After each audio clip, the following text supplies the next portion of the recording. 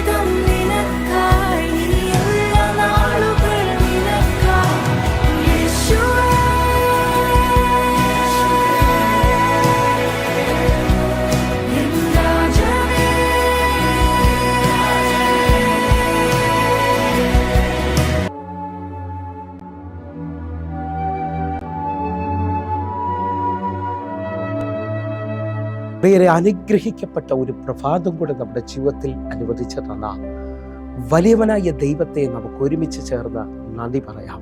എത്ര പേർ പറയും, ഞാൻ നിന്നതല്ല എൻ്റെ ദൈവം എന്നെ നിർത്തിയതാണ്.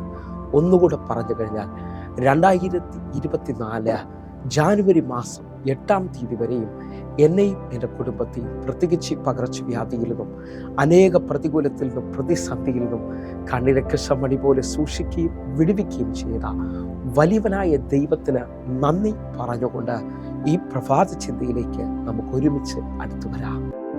അർഹതയില്ലാത്ത സ്ഥാനത്തേക്ക് ഉയർത്തുന്ന ദൈവം. പ്രിയരെ, പ്രാരംഭവാക്യത്തിലേക്ക് എസ്തേറിന്റെ പുസ്തകം 2-ാം അധ്യായം അതിൻ്റെ 17-ാമത്തെ വാക്യം. രാജാവ് എസ്തേറിനെ സകല സ്ത്രീകളെക്കാളും അധികം സ്നേഹിച്ചു. സകല കന്യകമാരിലും അധികം കൃപയും പക്ഷവും അവളോട് തോന്നിയിട്ട് അവൻ രാജകിരീടം അവളുടെ തലയിൽ വെച്ച് അവളെ വസ്തിക്ക് പകരം രാജ്ഞിയാക്കി. പ്രിയരെ, പ്രഭാതത്തിൽ ദൈവം നമ്മെ കേൾപ്പിച്ച അനുഗ്രഹിക്കപ്പെട്ട വചനത്തിനായി നമുക്ക് ഒരുമിച്ച് ദൈവത്തിന് നന്ദി പറയാം. എത്ര പേർ പറയും, എൻ്റെ ദൈവം എന്നെ ഉയർത്തുന്ന ദൈവമാണ്. ഹല്ലേലൂയ. അർഹതയില്ലാത്ത സ്ഥലത്തേക്ക് ഉയർത്തുന്ന ദൈവത്തെക്കുറിച്ചാണ് ഞാൻ നിങ്ങൾ ഈ പ്രഭാതത്തിൽ കേൾക്കുന്നത്. ഹല്ലേലൂയ. നിങ്ങളുടെ സാഹചര്യം ഇന്ന് ഒരുപക്ഷെ മുമ്പോട്ട് പോകാൻ കഴിയാത്തതായിരിക്കാം. ഇനി ഒരു വഴിയില്ല എന്ന് പറഞ്ഞുകൊണ്ടായിരിക്കാം. നിങ്ങളെ സപ്പോർട്ട് ചെയ്യുവാനോ നിങ്ങളെ അടുത്ത ഒരു സ്റ്റേജിലോട്ട് കൊണ്ടുപോകാനോ ആരും സഹായമില്ലായിരിക്കാം. എന്നാൽ ഈ പ്രഭാതത്തിലെ ഈ ചിന്ത നിങ്ങളുടെ ജീവിതത്തെ മാറ്റിമറിക്കും. ആരും സഹായമില്ലാത്തവന്, ഇനി മുമ്പോട്ടൊരു വഴിയില്ലെന്ന് പറയുന്നവനെ ഉയർത്തുന്ന ഒരു ദൈവമുണ്ട് കേട്ടോ. ആ ദൈവത്തിൻ്റെ കരമാണ് നിങ്ങളെ മാനിക്കാൻ പോകുന്നത്.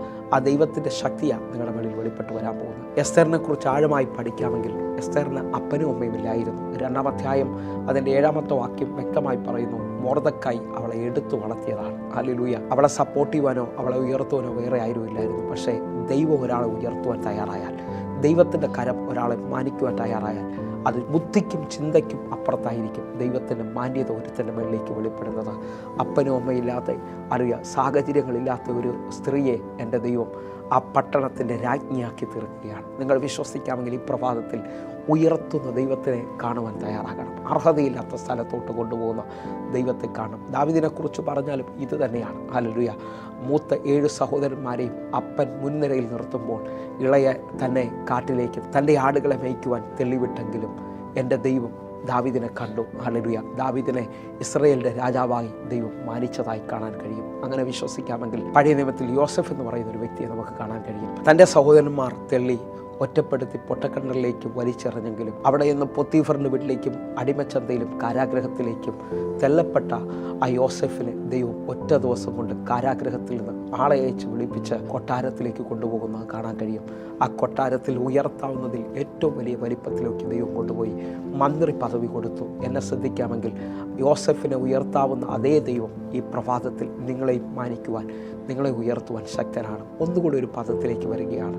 അർഹതയില്ലാത്ത സ്ഥലത്തോട്ട് കൊണ്ടുവരുന്ന ദൈവം എന്നുള്ള ആ പദത്തിനകത്ത് നിന്നുകൊണ്ട് അപ്പോസ്തല പ്രവൃത്തി 3-ാം അധ്യായത്തിൽ ശ്രദ്ധിക്കാമെങ്കിൽ 40-ലധികം വർഷമായി അമ്മയുടെ ഉദരം മുതൽ മുടന്തലായ ഒരു മനുഷ്യനെ പത്രോസ് കൈക്ക് പിടിച്ച് എഴുന്നേൽപ്പിക്കുന്നത് കാണാൻ കഴിയും. പത്രോസ് പറയുന്നു, വെള്ളിയും പൊന്നും എനിക്ക് തരാനില്ല, എന്നാൽ എൻ്റെ കയ്യിലൊന്നുണ്ട്, നസ്രായനായ യേശുവിൻ്റെ നാമത്തിൽ എഴുന്നേൽക്കുക എന്ന് പറഞ്ഞുകൊണ്ട് മറ്റൊരാളെ സഹായമില്ലാതെ അങ്ങോട്ടോ ഇങ്ങോട്ടോ ചലിക്കാൻ കഴിയാത്ത ഈ വ്യക്തി 40 വർഷമായി ആലയത്തിൻ്റെ മുൻവശത്ത് ഭിക്ഷ യാചിച്ചു കൊണ്ടിരുന്ന മനുഷ്യൻ ഒരിക്കലുമില്ലാത്ത അർഹതയില്ലാത്ത പദവിയിലോട്ട് ഇതാ പത്രോസ് അപ്പോസ്തലനിലൂടെ അവൻ എഴുന്നേൽക്കുകയാണ്. യേശുവിൻ്റെ നാമത്തിൻ്റെ സൗഖ്യം അവൻ പ്രാപിച്ചുകൊണ്ട് 40 വർഷം അസാധ്യമെന്ന് പറഞ്ഞ ആലയത്തിലോട്ട് അവൻ തുള്ളിയും ചാടിയും ദൈവത്തെ ആരാധിച്ചുകൊണ്ട് ആലയത്തിലോട്ട് കയറുകയാണ്. നിങ്ങളുടെ ജീവിതത്തിൽ ഇതുവരെയും അസാധ്യമെന്ന് പറഞ്ഞത് ഈ പ്രഭാത സന്ദേശം നടന്നുകൊണ്ടിരിക്കുമ്പോൾ നിങ്ങൾക്ക് സാധ്യമായി തീരാൻ പോവുകയാണ്. ഹല്ലേലൂയ. അപ്പോസ്തല പ്രവൃത്തി 3-ാം അധ്യായം അതിൻ്റെ 8-9 വാക്യങ്ങൾ നമുക്ക് ഒരുമിച്ചൊന്ന് വായിക്കാം. നടന്നും തുള്ളിയും ദൈവത്തെ പുകഴ്ത്തിയും കൊണ്ട് അവരുടെ കൂടെ ദേവാലയത്തിലേക്ക് കടന്നു. 9-ാമത്തെ വാക്യം, അവൻ നടക്കുന്നതും ദൈവത്തെ പുകഴ്ത്തുന്നതും ജനമൊക്കെയും കണ്ടു. 10-ാമത്തെ വാക്യം, ഇവൻ സുന്ദരമെന്ന ദേവാലയ ഗോപുരത്തിൽ ഭിക്ഷ യാചിച്ചുകൊണ്ട് ഇരുന്നവൻ എന്ന് അറിഞ്ഞ് അവന് സംഭവിച്ചതിനെക്കുറിച്ച് വിസ്മയവും പരിഭ്രമവും നിറഞ്ഞവരായി തീർന്നു. എന്നെ ശ്രദ്ധിക്കുന്നവരെ, അവൻ്റെ ജീവിതത്തിൽ നടന്നത് കണ്ട് ദേശം മുഴുവൻ ആശ്ചര്യപ്പെടുകയാണ്. അതിൻ്റെ 11-ാമത്തെ വാക്യം കൂടെ നമുക്ക് ഒരുമിച്ചൊന്ന് വായിക്കാം. അവൻ പത്രോസിനോടും യോഹന്നാനോടും ചേർന്ന് നിൽക്കുമ്പോൾ ജനമെല്ലാം വിസ്മയം പൂട്ടു. ശലോമോന്റെ എന്നു പേരുള്ള മണ്ഡപത്തിൽ അവരുടെ അടുക്കലേക്ക് ഓടിക്കൂടി. ഈ വാക്യം വായിക്കുമ്പോൾ ആഴം തിരിച്ചറിയും. തൊട്ടു മുമ്പ് വരെയും യാചകനായിരുന്നവൻ ഇപ്പോൾ അർഹതയില്ലാത്ത സ്ഥലത്ത് പത്രോസിനോടും യോഹന്നാനോടും കൂടെ നിൽക്കുകയാണ്. അനേകർക്ക് അസാധ്യമെന്ന് തോന്നിയതിനെ അവൻ്റെ ജീവിതത്തിൽ ദൈവം സാധ്യമാക്കുകയാണ്. ഇതാ ആ സ്ഥലത്ത് അന്ന് ഏറ്റവും കൂടുതൽ ഉപയോഗിക്കപ്പെടുന്ന പത്രോസിൻ്റെയും യോഹന്നാൻ്റെയും അരികിൽ അവരോട് ചേർന്ന് നിൽക്കാൻ ദൈവം ഒരു പദവി യാചകൻ്റെ രൂപത്തിലിരുന്നവന് കൊടുക്കുകയാണ്. വിശ്വസിക്കാൻ പറ്റുമെങ്കിൽ നിങ്ങളുടെ ജീവിതത്തിനകത്തും അർഹതയില്ലാത്ത തലങ്ങളിലേക്ക് രാജാക്കന്മാരോട് കൂടെ ഇരിക്കുവാൻ എൻ്റെ ദൈവം നിങ്ങളെ വിളിക്കുകയാണ്. നമുക്ക് ഒരുമിച്ച് വിശ്വസിക്കാം. അർഹതയില്ലാത്ത സ്ഥലത്തേക്ക് ദൈവം നമ്മളെ ഉയർത്തും. നമുക്ക് കണ്ണുകളടയ്ക്കാം, പ്രാർത്ഥിക്കാം. ഞങ്ങളെ സ്നേഹിക്കുന്ന ഞങ്ങളുടെ നല്ല ദൈവമേ, പൂർണ്ണ ഹൃദയത്തോടെ എന്നെ കാണുന്ന എന്നെ കേൾക്കുന്ന ഓരോ മക്കൾക്കുമായി പ്രാർത്ഥിക്കുന്നു. ഒരു വലിയ ദൈവപ്രവൃത്തി ഇവരുടെ ജീവിതത്തിൽ സംഭവിക്കണമേ. ദൈവം ഇവരെ ഉയർത്തണമേ. ദൈവം ഇവരെ മാനിക്കണമേ എന്ന് പ്രാർത്ഥിക്കുന്നു. കർത്താവേ, ഇന്ന് തന്നെ ചില വിടുതലുകൾ സംഭവിക്കണം. യേശുവിൻ നാമത്തിൽ പ്രാർത്ഥിക്കുന്നു. കേൾക്കണം പിതാവേ. ആമേൻ.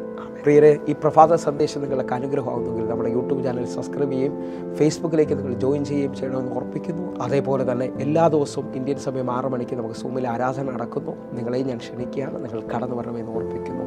എങ്കിൽ അടുത്ത ദിവസം കാണുമ്പോഴേയും സ്വർഗ്ഗത്തിലെ ദൈവങ്ങളെ കാക്കുമാറാകട്ടെ. God bless you. ആമേൻ. ആമേൻ.